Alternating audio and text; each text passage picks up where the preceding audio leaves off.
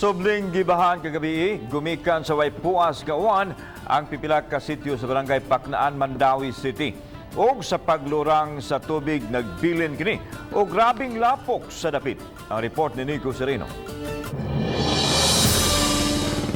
Kini ang eksena nga among naabtan sa Zone Sili, Barangay Paknaan kaganihang buntag.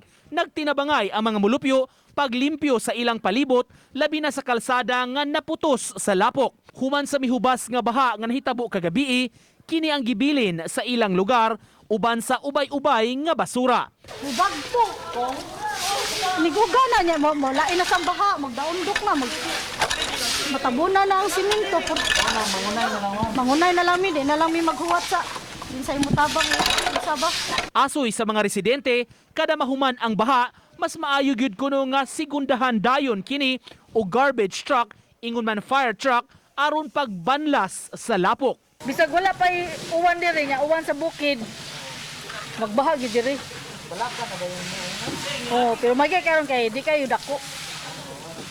Na gikuan sa na magalihan na mo among kuan ba. Padi na masud. Pinaspasay ang pagpanglimpyo nga gihimo sa mga residente labi na nga nanghulga gihapon kining bagang dag-om og uwan sa ilang kabalaka nga mausban na pagbalik ang pagbaha nga ilang masinati sa ilang lugar.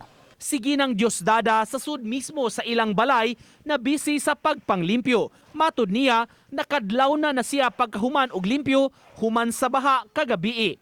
Apan karong buntag mibalik ang gamayng tubig maong nanghinlo na sabsiya. Basta maawas ang sapa, mao man sa magbaha. Kapoy kay panlimpyo lagi. Kada human og ano?